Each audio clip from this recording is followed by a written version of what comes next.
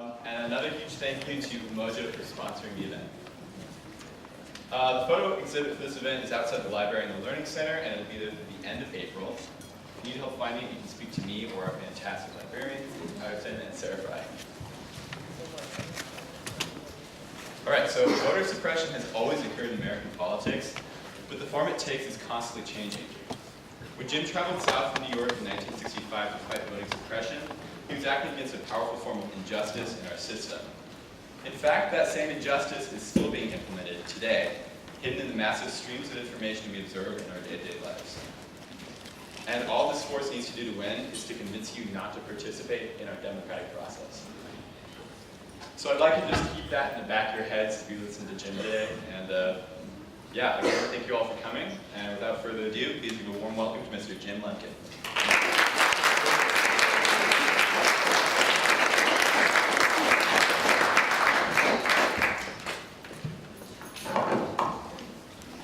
Wow, this is a great audience. Thank you so much for coming. I appreciate it. Can you hear? Can everybody hear me? Yeah.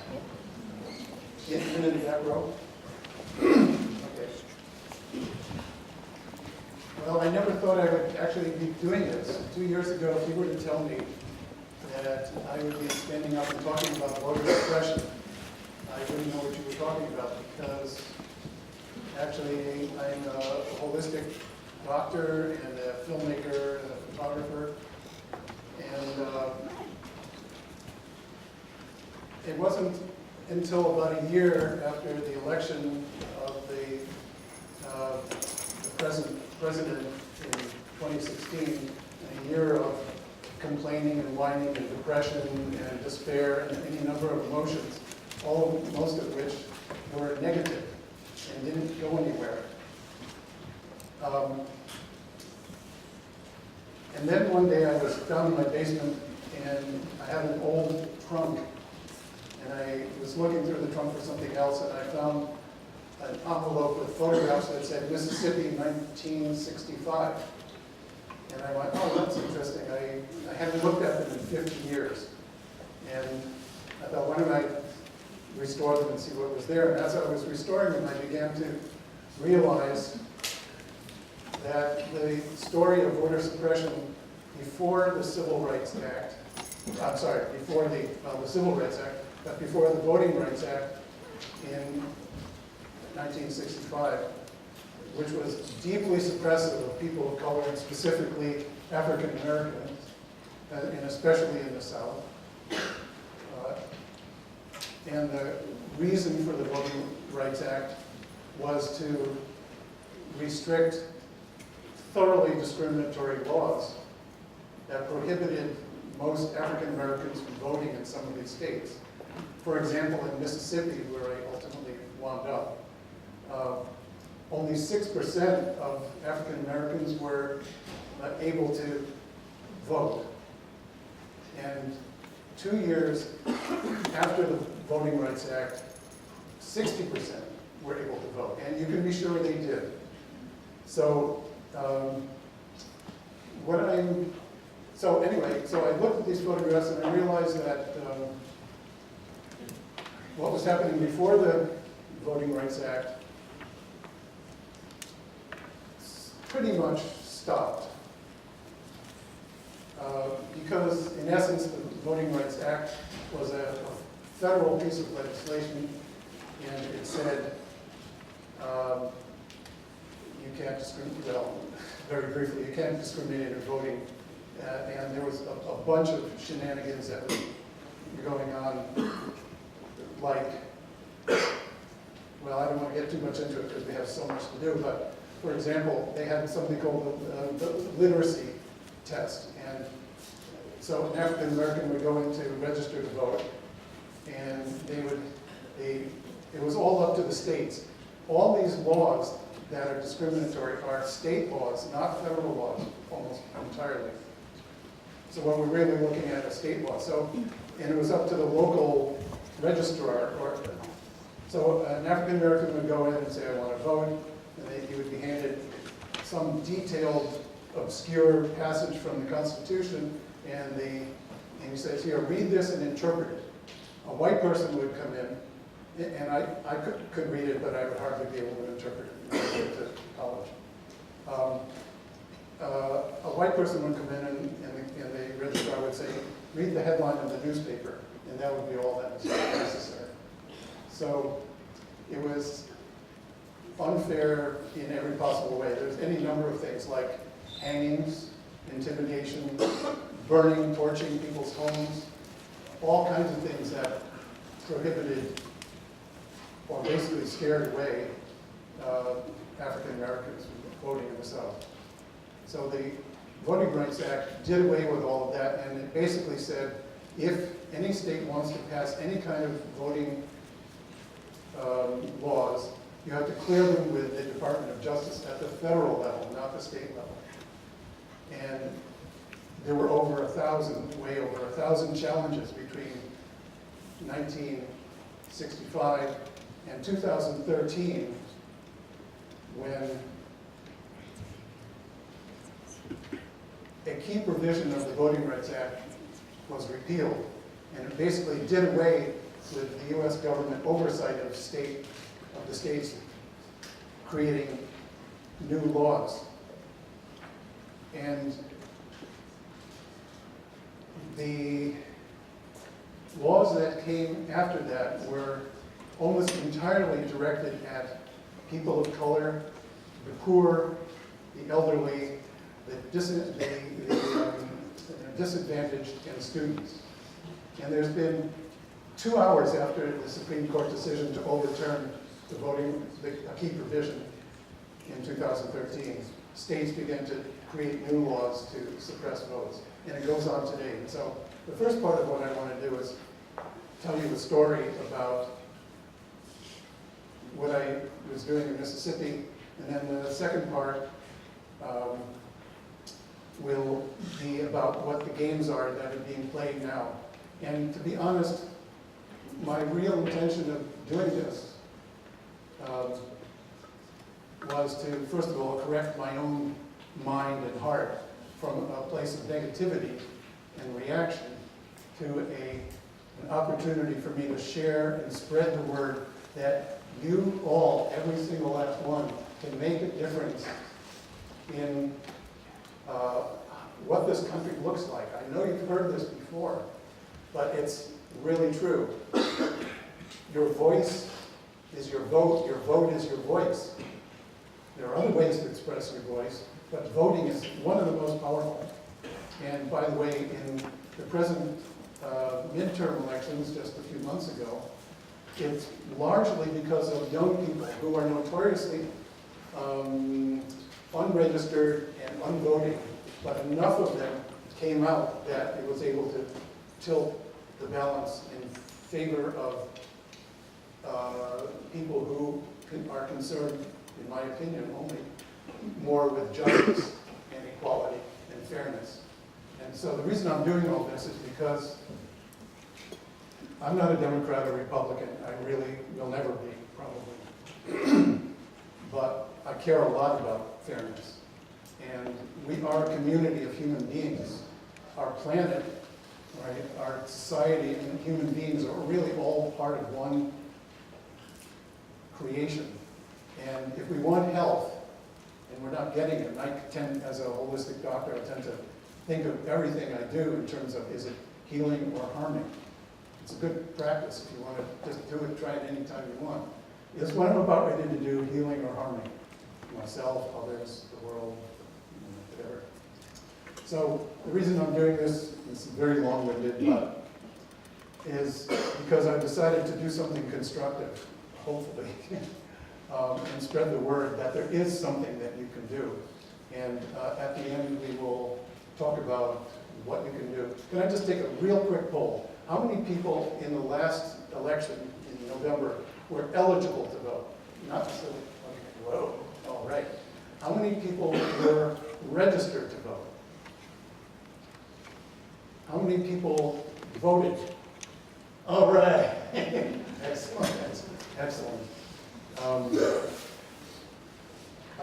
impressed, thank you. So, in 1965, I was a sophomore in college, and in the north.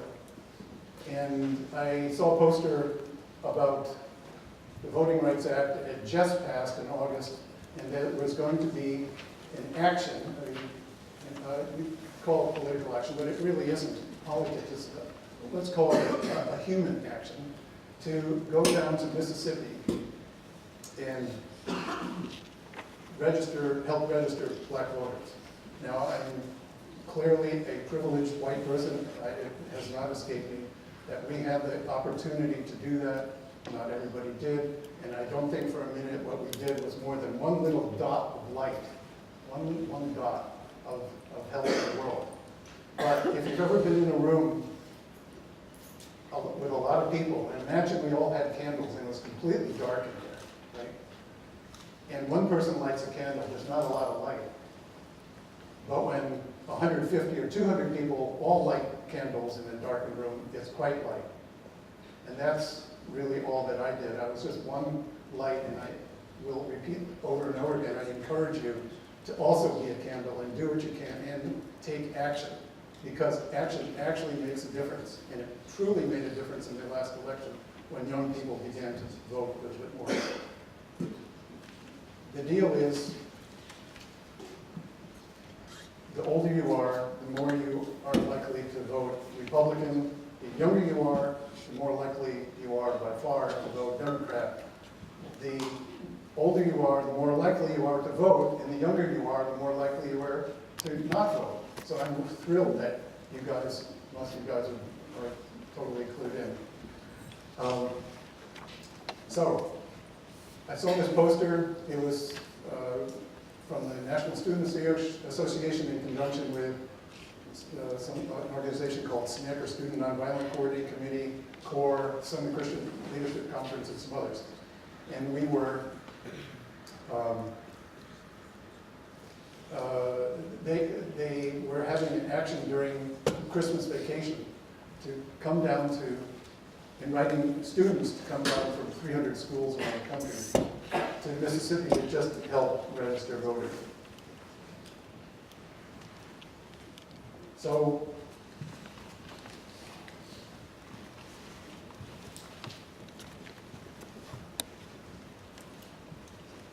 oh, could we turn the lights off?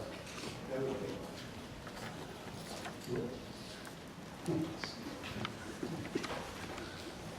Okay, well, all the lights, there you go. Okay. So, I wrote to SNCC and I said, would you like me to photograph this for you and help out? And they said, yeah, here's 5 other people coming from New York, from in New York, and so we all met. We drove down in that van day and night from let's see, is there a pointer?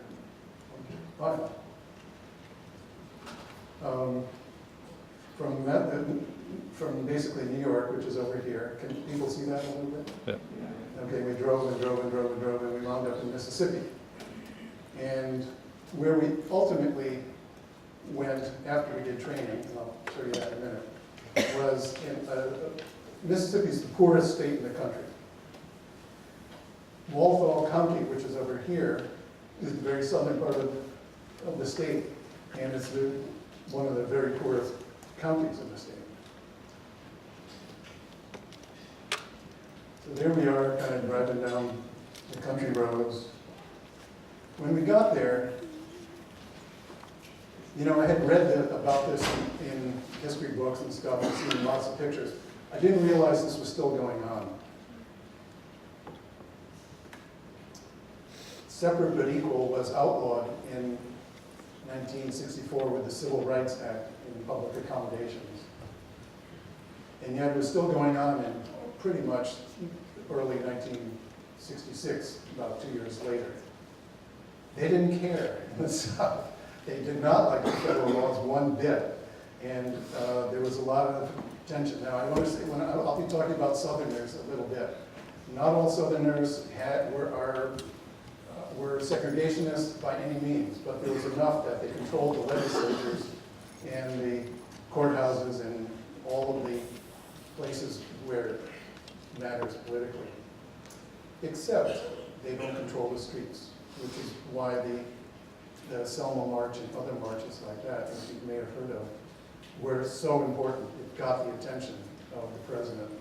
So when I say that voting is your voice, absolutely, it's a really efficient way to do it. There are many cases in the last election where the candidate won only by a few votes or a few hundred votes. So anyway, I couldn't believe my eyes, but this is actually what's going on 2 years after the Civil Rights Act. So I find this a little ironic, but this is the State House in Jackson, Mississippi, and that's the state flag.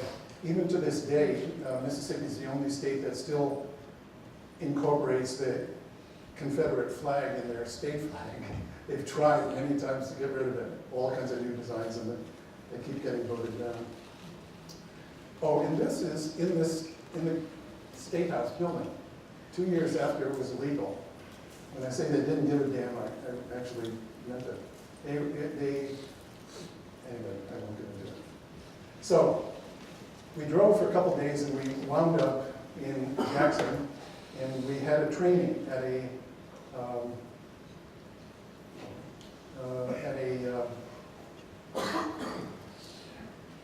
African American church. Is there a way to get rid of the white? Oh, let me try this.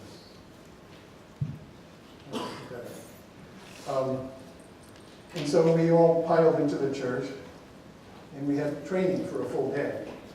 And the training was really important because we were actually at a little bit of risk. A couple of years prior, there had been bus burnings with people who tried to register blacks to vote and were fighting for the Civil Rights Act.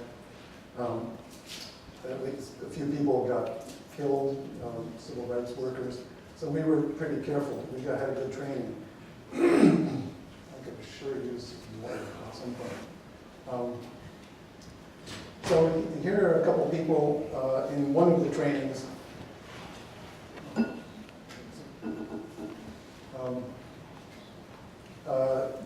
Doing role playing. We were told, well, first of all, most of the African American people lived out in the rural areas, and that's where we were confined. We were taught how to defend ourselves in case we got attacked, how to physically protect ourselves, how to be as invisible as possible in the city. The town that we were, the whole county is under 20,000, and the biggest city is Tylertown, which was about 2,000. So we were completely visible, driving in a van, which nobody drove down here, with New York plates. So within a day, everybody knew we were there. So we had to learn ways of protecting ourselves, learning how to approach people. I mean, there were local organizers from the African American community, and they were doing wonderful work in helping us. But I don't know who this guy is, but he looks a lot like a lawyer. And so he was probably telling us what our rights were, and how to, what we could do legally.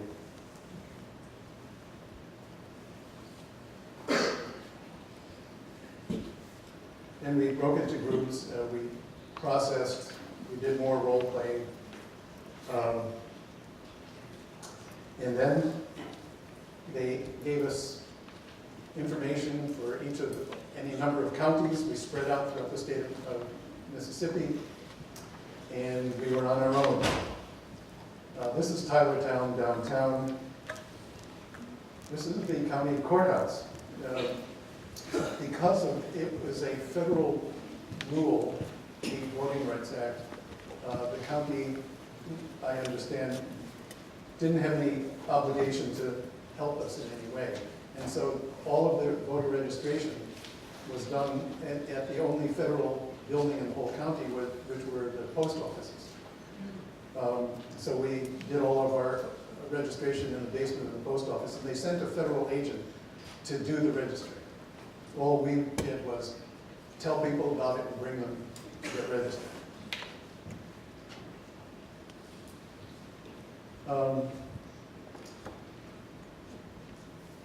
We came to town one day to get some food. We pulled into a parking space, and the sheriff of the town came up to us, and he goes, "You old boys better," I'm not trying to make fun of Southern accent, but I mean, I can't do it, but "the old boys can't stay here, you gotta move along now." And I was a little bit of a wise ass, and I said to him, "Yeah, but we put money in the meter." He says, "You old boys better move along now." And so we thought, maybe it was a good idea to move along. It turned out later he was the head of the local KKK. Did most people know what the KKK are? Yeah. Good. And it was not, the KKK is not only in Mississippi, by the way, or the South. Martin Luther King spoke at my synagogue a few years earlier, and he was picketed by the Connecticut KKK. So, and there's the Nebraska KKK, and every state pretty much had one. So we didn't get out of our car, and we made ourselves kind of shy in the center of town. Look at that, 26 cents a gallon for gas, that's pretty good. And look at all those antique cars. So this is most likely in town, a white person's home. And this is a sharecropper's home, or was, in the rural areas. So what we did is we just went from country road to country road and stopped wherever we found an African-American house. We had a map that basically outlined where we should be. And we also stopped people just walking down the road. African-American people, that was. And we'd tell them, you know, a lot of them had been notified that we were coming and that it was now legal to vote, and a few of them had registered, but we were there to make sure everybody knew, every house. And I put this slide in because it's kind of a country, windy road. When I was first taken home the first night, we stayed at local African-American homes, and I stayed at the home of Mr. Ball and his grandchildren and his wife. It was the first time I ever slept three in a bed, so that was interesting. And as we were driving home, he pointed to a switch on the dashboard of his old pickup. And he says, "Do you know what this is for?" And I said, "No." And he said, "It's to turn off your taillights." And I said, "Why would you want to turn off your taillights?" He says, "When the Ku Klux Klan is chasing you at night, you turn off your taillights and you disappear down some of these country roads and you lose them." Get the picture? Because sometimes they find you and it's not a good thing. There was intimidation and lots of physical harm that was inflicted for centuries. Occasionally we were followed. And this is the person who then pulled up ahead of us. And I can't remember what he said, but it was something not good because they were laughing, I'm sure. And it was, anyway. But we were never really harassed more than a few times. And it was, one person was in a phone booth calling, and somebody pounded on the phone booth and things like that, but no other physical harm. One of the things we had going for us is that they knew there was a federal presence in the town, the registrar. And once we actually had to call the federal agent to deal with something, actually deal with the sheriff, telling us we couldn't be there. So then we went house to house. I'd like this for that one. And explained what was going on.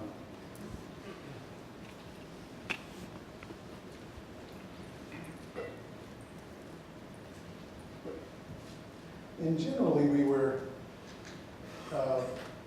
embraced, although some people were a little bit leery of our intentions, because when a white person goes to an African American's house back then, it didn't always mean a good thing in the end. But we were clearly young, clearly we didn't look like we came from there, and so they listened, and we just explained in detail what they needed to do, and if they needed a ride, we'd help them.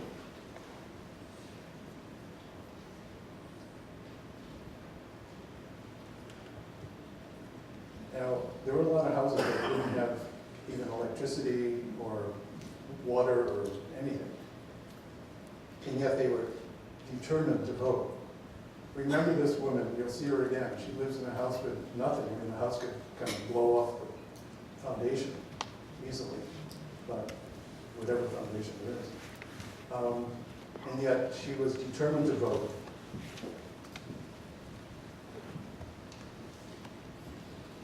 And we had local contact. The woman on the right was a local person who went with us and helped, spread the word with us. So these children, when they grew up, were able to vote.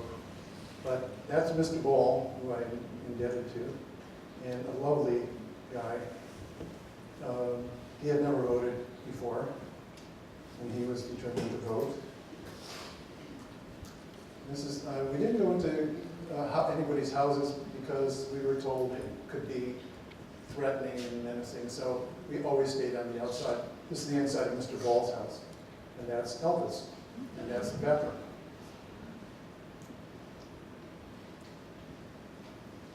And that's Mr. Ball, one of Mr. Ball's grandsons. He was checking me out.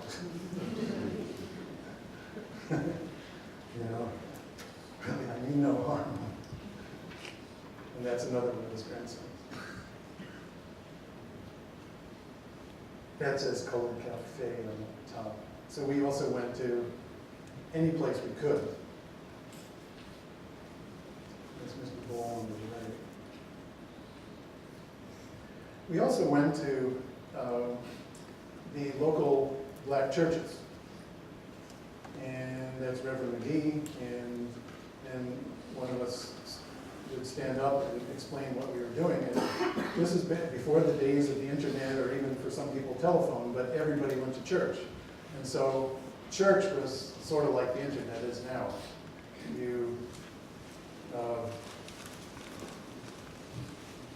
The word gets out, it's the grapevine.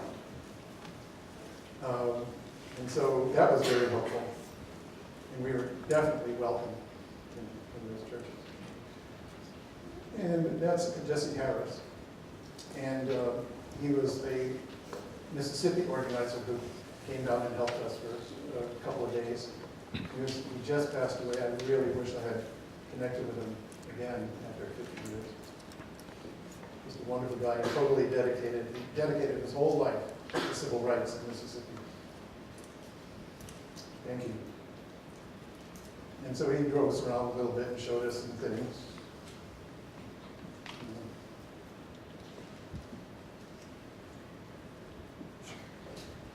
I put in a couple of kids' photographs because, the actions that we do in this life are often not just for us, it's for the next generation, or as the Native Americans say, for when you do any kind of action, consider how does it affect people 7 generations into the future.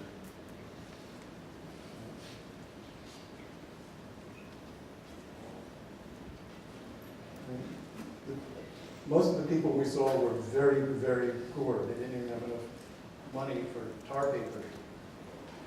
And some of them, we had to develop a report. Notice the body language of 4 of the folks there. It's sort of like protective, what are you up to? And I'm sure my presence as a photographer didn't help at all. But once they heard what we were up to, then they got, it was better.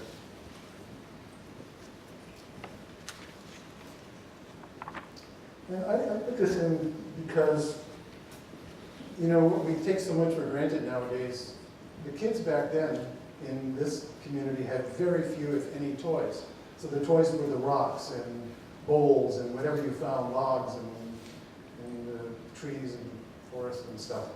That was their toy. That were the toys. Sometimes I think it's better.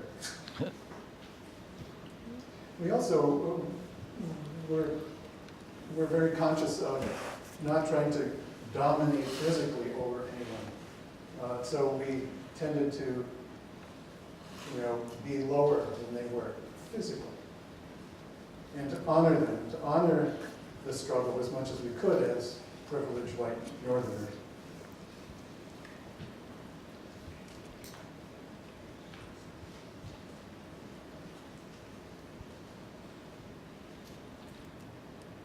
I call this the sharecropper's version of Christina's world. Not everybody will get it, but if you know the work of the painter Andrew White. Anyway, bad joke, but.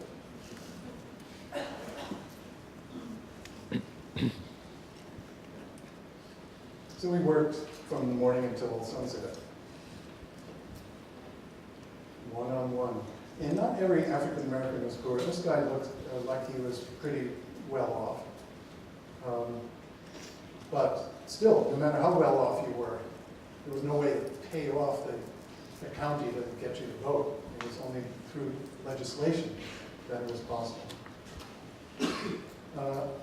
This is from the inside of the van. And when I was I restored all these photographs. They're much better now.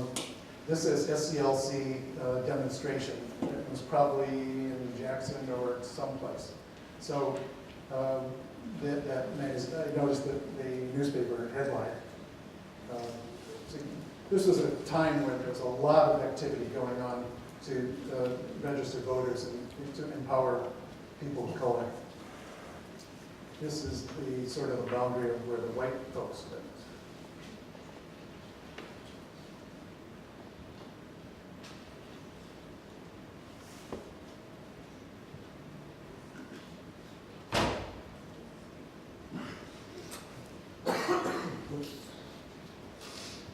Well, there's always playing in the hayloft. I like this photograph a lot. You know, once we spent a little time talking with folks, we began to develop a rapport, you know, a sort of a connection. So then we would take people and we would stick them in the van and drive them to downtown, Tylertown, and to the post office. When you know, it didn't matter how poor someone was. They were very interested in being empowered. Why not? So here we are, backing up the van. And this gentleman dressed up in his best to get registered. This is something we did that was a big mistake. We were told not to be seen with African Americans. We were actually told not to be seen, but especially not to be seen with African Americans. So this was a mistake, but we did what we had to do. It wasn't that we'd get any retribution. It would be these folks, the locals. So this is the basement of the post office. That's the registrar standing up. And these are just a typical day of people coming in to get registered. So we would help them take the information where they lived, all the vital information that they needed to get registered. Remember the woman who I said lived in that house that looked like it might blow away? As soon as she knew she could vote, she was in there. Here's an elderly gentleman and his grandson, I believe. And so what they did is they checked out, the registrar would check out where the person lived, addresses and so forth. And I would love to try to locate that young boy and see if he remembers this. because for the first time in this man's long life, he was finally able to have a voice.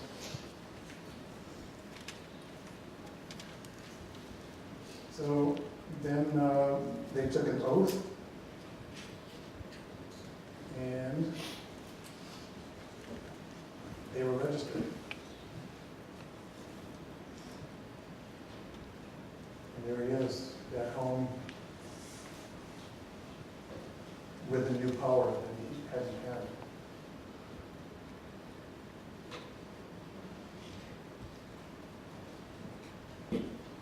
By the way, you can get a roast beef, you can get a shrimp dinner for 75 cents.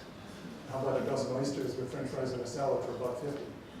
Or a hamburger for 20 cents. Damn were the days.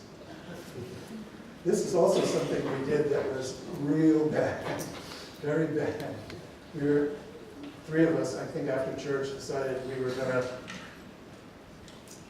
something to eat. We decided to defy the separate but equal ban by lining up the colored line at this segregated ice cream stand. This was just like putting your thumb in the eye of the locals. So it wasn't a good thing to do, but you know, we were 19. You know how it is to be 19. I wanted to show this. This is sort of the last one before we get into the next section about voter rights and stuff. Our goal was to connect with people and to honor the humanness in each of us. You know, there was some connection. This photograph for me means a lot. You know, there's just a mutual regard, mutual humanness that is critical in everything we do in the world of civics and government and human relations and relations with anyone we see, is how do you connect human to human and heart to heart? That's what this movement was, and that's what the movement is now for people who wish to work for voter rights, and it's still an issue. So, and here we are 50 years later. That's three of us. That woman in the last picture is this one.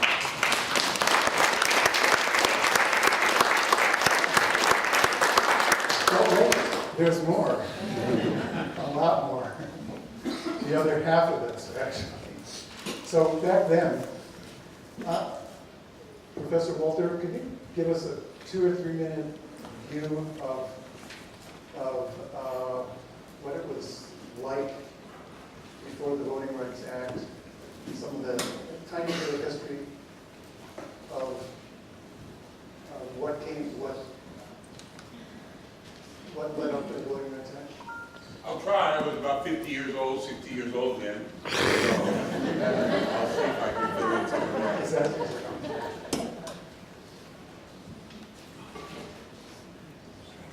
I think the first thing that I want to say is that I want to thank the people who organized this, but I particularly want to thank Jim for being here today.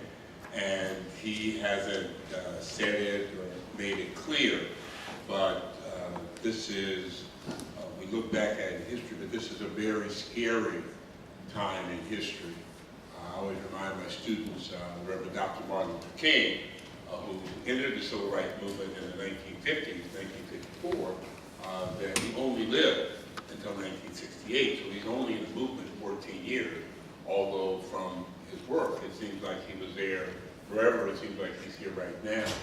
And people such as Jim, who traveled and worked there, were extremely brave. Although it was popular and people were willing to do it, people lost their lives because of the work that he was involved in. And I think we just really owe him a historical debt, that there were people who showed up for things that need to be showed up for. So Jim, I want to thank you first before I say anything.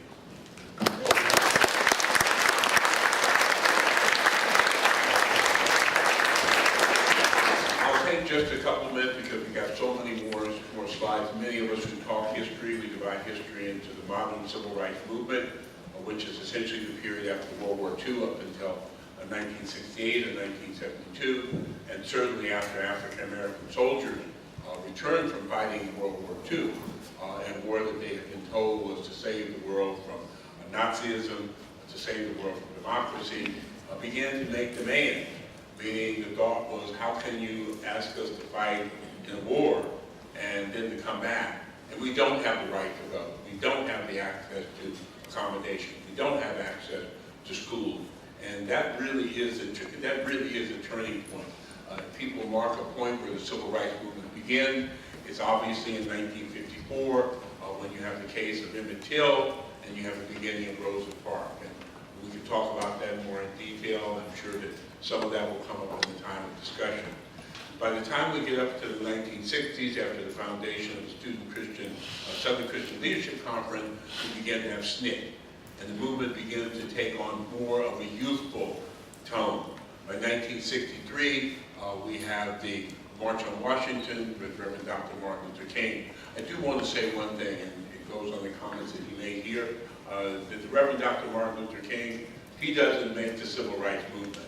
The civil rights movement makes Reverend Dr. Martin Luther King. And that's important for us to keep in mind as we talk about how we move forward. In 1963, King gives the March on Washington speech. It's the I Have a Dream speech. And the important thing about that, if you read the speech, and I think as historians, we're taught to kind of go back and read and look and read and look and not just accept it as a document. The story that Martin Luther King is sharing in there is basically he's saying that African Americans had been given a check that had been returned marked insufficient funds. So we remember the piece about the I Have a Dream, but the reality was that Martin Luther King was speaking there because of the nightmare, because of the struggles that the African American community had been in. That was 1963, and Jim has taken us up to 1965. There's a number of urban events, the cry for Black Power, the rise of Malcolm X, all of these are turning points. But this on-the-ground work that people like Jim and the members of SNCC were doing, and so many others, the sit-ins, etc., C.T. Vivian, people like that, that was really essential. Thank you so much.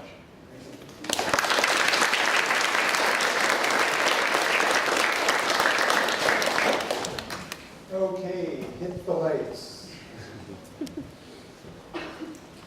Okay, so thank you so much, Professor.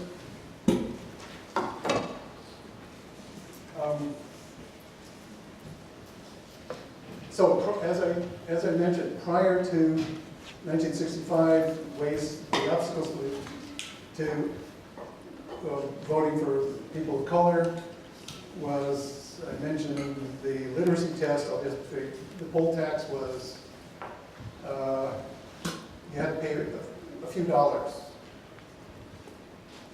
Oh, and if you didn't vote for the last 20 years, you had to pay 20 years worth of a few dollars.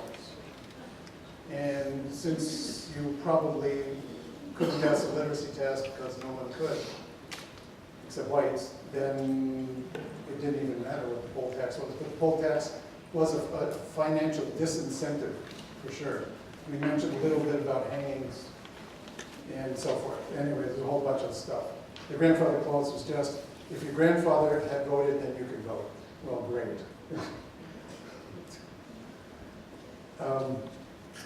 Okay.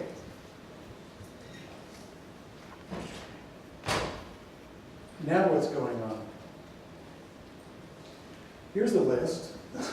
It's not a complete list. The list is a lot longer than this. And every one of these things that's listed here, gerrymandering, voter IDs, limits on closing polling stations, limits on early voting, blah, blah, blah. It has a whole bunch of corollaries and sub-chapters and variations on the theme. All of them have variations on the theme. So if it isn't one thing, it's something else. So I'll show you a few of these things. So some of the obstacles, I don't know, can people see that, or is it too small? Anyway, you might, there's a whole bunch of interrelated obstacles. And one of the ones that, oh, before I talk about that, here's a quote from Ruth Bader Ginsburg, who's a justice in the Supreme Court in the United States right now. May she live long and flourish. In 1965, if you wanted to have, as I mentioned, if you wanted to change any voting rights law, you had to pass it by the U.S. Justice Department. The Voting Rights Act was to protect people so that the new laws wouldn't do what had just been done for the last 100 years or so. Throwing out pre-clearance, and so pre-clearance was if you wanted to change your state law, you had to get it pre-cleared by the Justice Department, the U.S. Justice Department. So when they threw out the key provision of the Voting Rights Act in 2013, she said basically throwing that out is sort of like, to stop discrimination, is like throwing away your umbrella in a rainstorm because you're not getting wet because you're under the umbrella. Okay? That's the logic that unfortunately got passed. Okay, here's a pizza. The first thing that I want to say, and it's really a major issue in many states, not only in southern states, but, and I want to say again, I'm neither Republican nor Democrat, but it tends to happen more in states that are Republican dominated. And I guess we think that voting in the national election matters, but voting in the state elections don't. Voting in the state elections determines a whole lot about what goes on at the federal level. Because if you have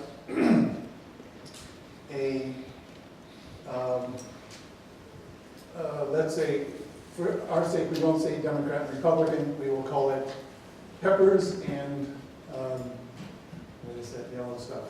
Pineapple. Pineapple. Whoever puts a pineapple on pizza, but anyway, some people do, I guess. Okay, so it's equal amounts, peppers and pineapples. So, so when the peppers are in charge of the state legislature, then they can set up whatever, since the elimination of the key provision of the Voting Rights Act, they can create pro-pepper districts, right? And the same with the pineapple and the pineapple. So an ideal way to divide up a state so that it's fair is to do an equal representation of both political parties. The moral of the story is whoever controls the pizza cutter controls the legislature of the state, and they then have a big effect on who gets to be the congressional senators and representatives in each state. So you get the picture? Basically, gerrymandering is named after a guy named Governor Jerry from my state of Massachusetts, who was the first guy to figure out how we could draw boundaries that favored one political party over the other. And it looked a little bit like a salamander, and that's why they call it gerrymander. And so in 1964, it was more or less equal representation. Republicans and Democrats had more or less equal. Then they took control in 2000, the Republicans did, and all of a sudden you have 12 Republican representatives in Congress, but only 4 Democrats. Even though the Republican vote was about half still. Whoever, and so that's what gerrymandering is. Does everybody get it? Everybody understand how important it is the way you carve up a state? Yeah. By districts? This is an unusually beautiful carving job. Can you believe it? I mean, some of these connections are like 1 street wide. Talk about manipulating who goes to Congress. This is a great example of an absurd district. And a lot of states do it. my state of Massachusetts is in New York, are heavily gerrymandered in favor of Democrats. So it's not only a Republican thing. So the darker the color, the more gerrymandered it is. Okay. There's something that's been emerging as another form of voter suppression, and it's the claim of voter fraud, that you're voting illegally. It goes on endlessly. In fact, even last week, the Texas legislature, I'm not sure, the Attorney General or somebody in the state found 100,000 people who were legal immigrants voting in the past election. And so they took them off were eligible, or it looked like they could vote, and they took them off the voting rolls because they were immigrants. But the data they were using, this is almost 100,000, 95,000 people. The data they were using was 25 years old, and most of them had become citizens.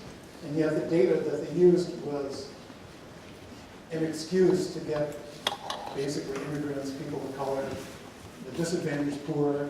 I'm going to say it numerous times, but the people who are more likely to vote with a more open-hearted, egalitarian view of the world are suppressed and marginalized. And in even Texas, that happened as of last week. So this is going on in various states all the time. One of the biggest ways that some people claim there's voter fraud is through misrepresenting yourself when you go to the polls. And that's why all these voter ID laws, how many people have heard of the voter ID laws? Okay, good. So it means when you go to the polls, you have to show some ID. Well, there's all kinds of games that are played. All of this is gameplay. Doing whatever is people who don't want to have people of color, elderly, disadvantaged, and poor students to vote. So somebody did an analysis of 1.3 billion votes in America in the last 10 or 15 years, and they found about 200 or 300 cases out of 1 billion of voter fraud. And yet some states justify voter ID laws and strict ones with all kinds of games for voter fraud when it almost doesn't exist at all. It virtually almost doesn't exist and hasn't existed. Here's another, these are actual numbers.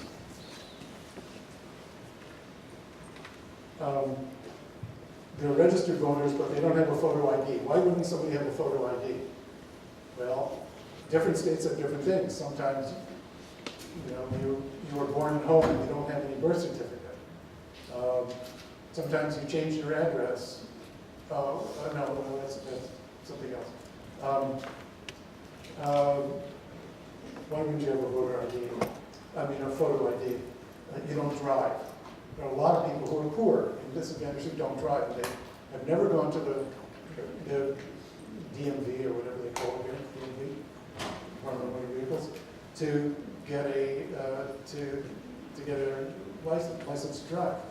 So nowadays, some states are having voter IDs issued at DMVs or voter registration at DMVs. Some states do, and some states don't. But and some states make it very difficult to get a legitimate photo ID. It's very difficult. When people are working, 9 to 5 or whatever, and the polls are not open, not the polls, the registration offices are not open, or are open but they can't get to it, they are eliminated as potential voters. So the number of actual cases of voter fraud in the last 2 elections was 4, and yet the number of people who were excluded in Texas because they didn't have a valid photo ID for whatever reason was over 600,000. You get the picture?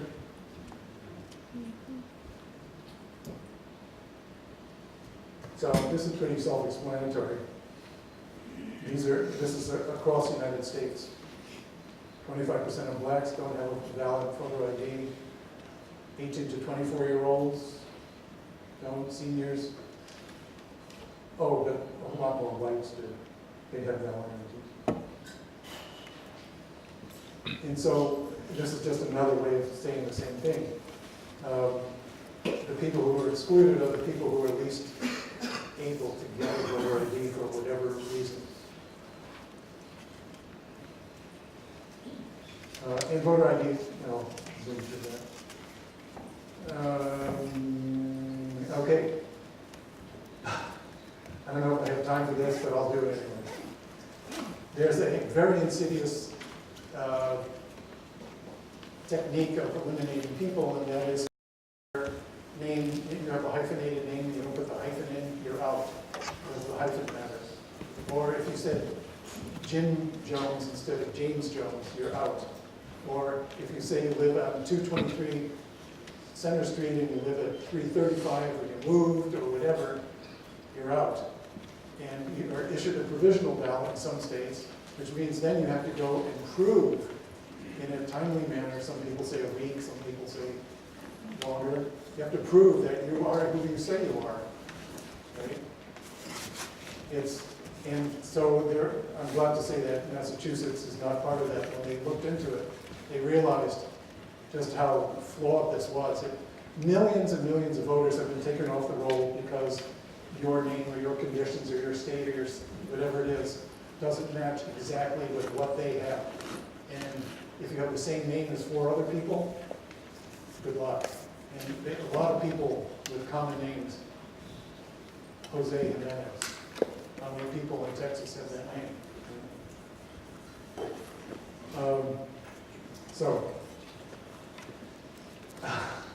Okay, I'll do it.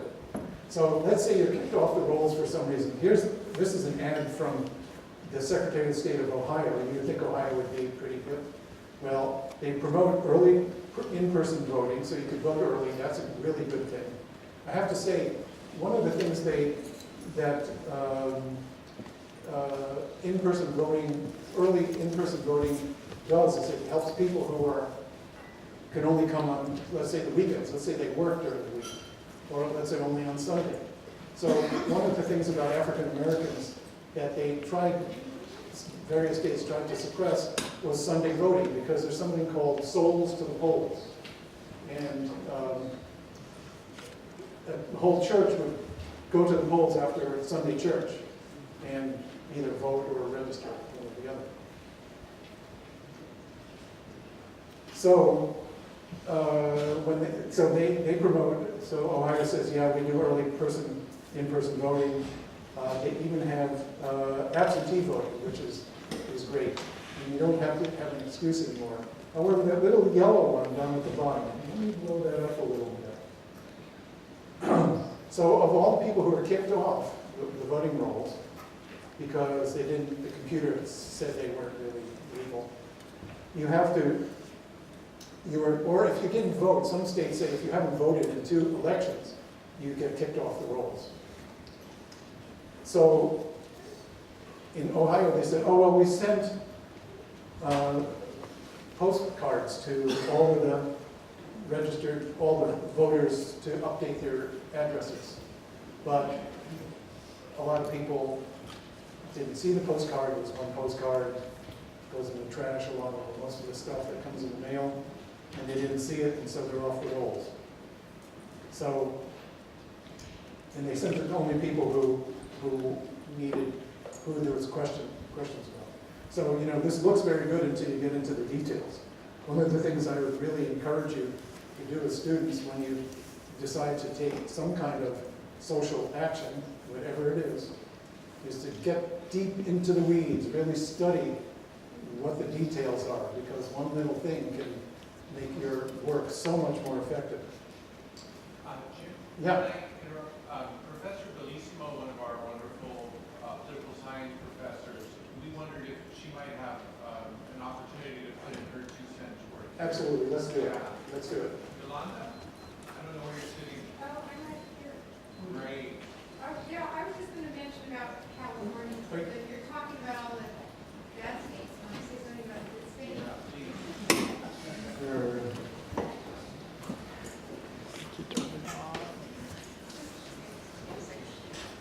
Yeah, I think this is a lot of bad states, but I just wanted to let you know that California is actually doing a really good job in this.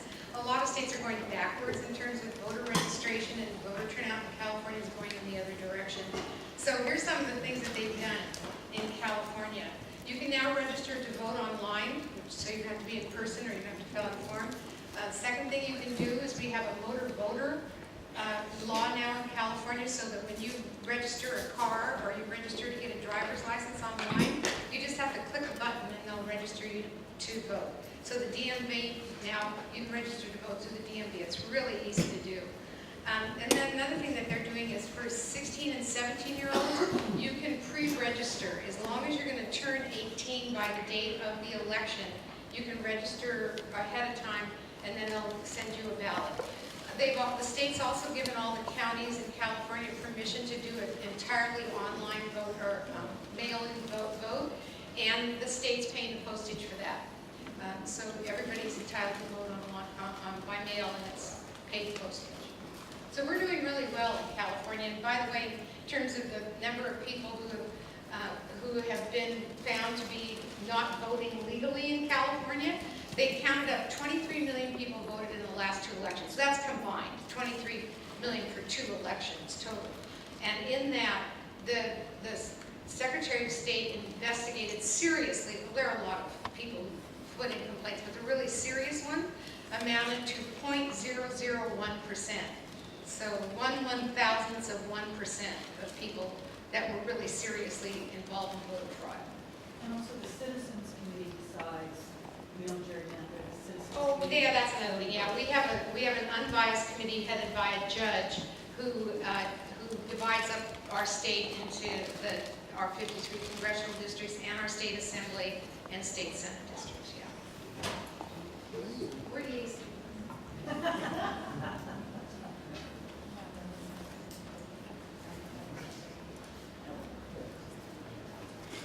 Thank you for that. Okay, you want to get the lights there? Okay, another game that has been played is closing polling stations. Notice most of them are in the south. In fact, pretty much most of them, all of them. And I want to say again that not everybody in the south feels this way. I don't want to cast anybody at any state or anything. I don't want to make stereotypes out of anybody. But anyway, so when you close a polling place, what does that do? That's what it does.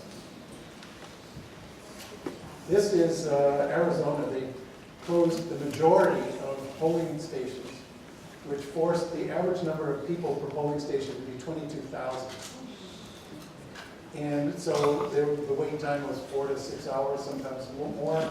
Florida, other states have the bright red are the longest wait times. It could be hours and hours. So if you have to go to work, what do you do?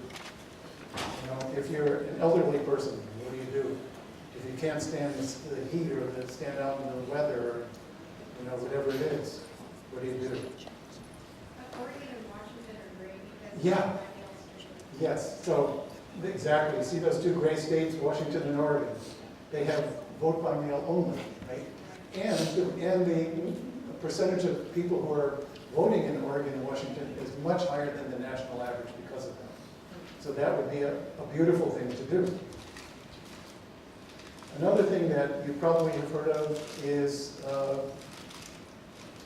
felons in some states cannot vote even though they've done the crime and paid their time. In Florida, on the handout that you all got, it says Florida had this law that of the 1.5 million ex-felons, only few hundred or 1,000 could jump through all the hoops. And so Florida, the citizens had a ballot initiative, whatever they called it in that state, to get rid of that law that prohibited felons, and now 1.5 million ex-felons are entitled to vote. I guarantee you Florida is going to change in the next national election. I can't guarantee it, but it sure looks that way. Okay, and so different states have different levels of what you can do. In California, if you were in prison and you've done parole, that's all you need once you're done with that. Other states have no restrictions whatsoever. Some have only when you're in prison, so it varies from state to state. Anyway, that's improving. It's completely unfair. You've paid your time. I can't think of anything better than to invite people back into society to participate in an active way and to find a voice, which has been missing when you've been in jail. Sorry if I'm a little cramped up. So this last part is really perhaps the most important one for me. And I call it voter apathy and cynicism and by the way, this was taken last week ago, and last week I did a women's march. Some people are ready to roll. Okay. This was done in July of last year. The poll said only 28% of young voters say they will certainly vote in the midterm. That's why when you raised your hands and you said that most of you who were registered, who could register to vote, voted, it was higher, I bet it was higher than 28%. This is a really good representation. But nationally, that's what they estimated. It turned out that young people, 18 to 29, actually, it turned out to be 31%. But even a few percent make a huge difference. A huge percent make a big difference. And in some states, make all the difference.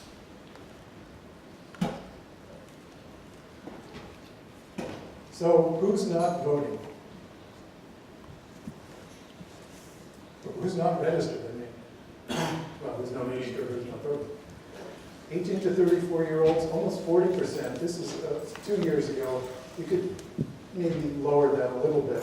But let's say 35% or something of 18 to 34-year-olds are not even registered to vote. Right? Also, African Americans, 30% are not even registered.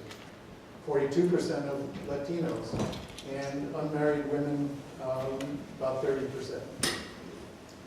These are groups that are increasing in population and will have more of a role to play.